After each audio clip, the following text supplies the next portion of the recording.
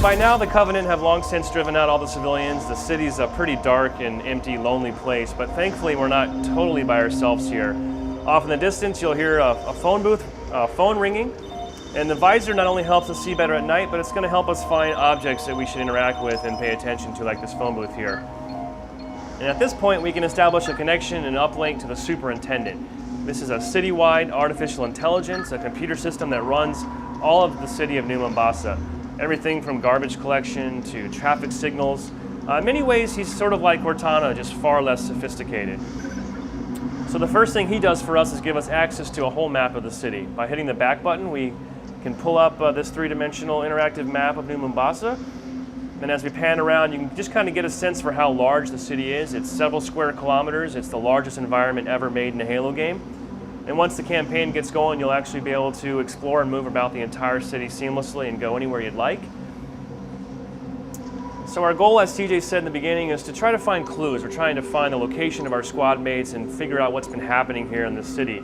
Thankfully, the superintendent's going to make that job a little bit easier for us. These beacons that we're seeing flashing represent the last known location of some of our squad mates. And he's had cameras, and he's going to help get us off on the right track here. So we're going to begin our search today at the Oni Alpha site. And once we select that, we now get an active waypoint that appears in our HUD. But beyond using the map to communicate, the superintendent also has the ability to take control of street signs and lights and respond to the player's location and act as a guiding hand to sort of help keep you on the right track. Now, normally we'd have roughly 900 more meters to go to get where we need to be today, but for demo purposes, we've installed a magic teleporter that's going to zip us across town. In the full game, you're actually going to have to fight your way through the city. There's random Covenant patrols that are on the hunt for the rookie.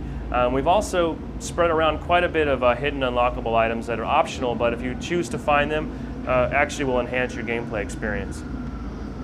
So here we are across the city. I'm going to pull up the map so you can see the superintendent has led us very close to this beacon. We're not quite there yet. In a previous encounter, we've opened up this gate to the Office of Naval Intelligence, the ONI building. So we're going to move into this space and see what the superintendent is leading us to. As you get close to a clue object, the superintendent will highlight your HUD in blue so you know that the object of interest is near. And if you turn on your visor, he actually highlights the object in yellow just like you did the telephone booth earlier. So he's highlighted this nice little damaged detonator thing over here. We'll get to it in just a second. But before I do that, I'm just going to take a second and talk a moment about the art of Halo ODST. There's been some concern that because we're using the Halo 3 engine that's 2 years old, the art is going to look 2 years old compared to games that are out currently. But what it's actually meant for our artists, they were very excited about it because all of our tools and technology and engine was ready day one. We weren't developing that as we were developing our art like we do with most of our game cycles. And so they had a full year of art polish time. And it really shows. I think you hold up any screenshot of ODST and we compare favorably to Halo 3. This is just one example of the complexity of some of the skyboxes that we have. The space tether, the elevator that we passed by on our drop down has since collapsed and is burning in the distance. The Oni building looks like it has seen better days, and then there's this remains of a bridge out to that area. So maybe if we turn on visor and grab this clue object, we can find out what happened to this area.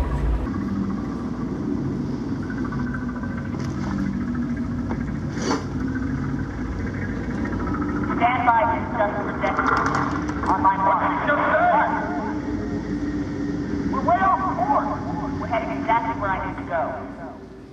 So each of those blue dots in the map that we saw earlier is a different object that one of your squad mates interacted with earlier in the day when you were still unconscious in the pod.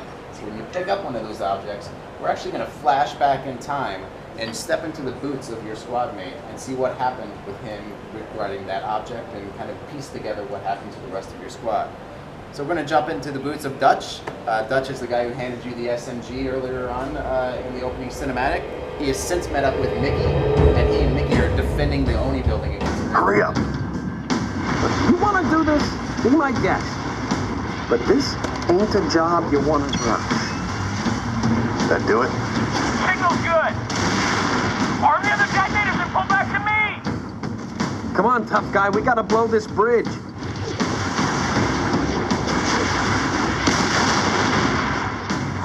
arm the other charges.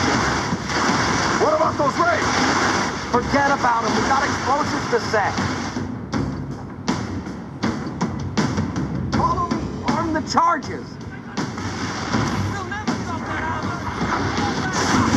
Hey, on your side.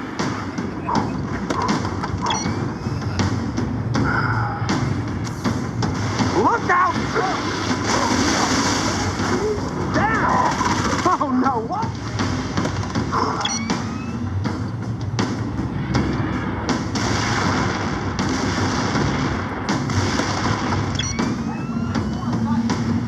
Come on, Super, unlock the keypad. Keep it clean. Respect public property. If you don't let us trigger those charges, in about 5 minutes, your data center is going to be crawling with Covenant. Do it, Trooper! Kill their infantry! Don't let them cross the Bridge bridge! toll accepted. Have a pleasant trip.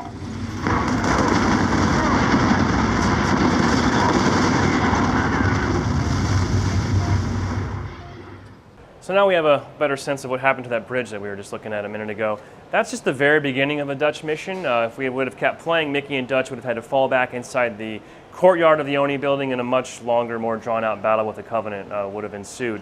But it's a good example of how the campaign is going to work in ODST. You'll explore the city at night as the rookie, looking for clue objects. You can find these clues in any order that you wish.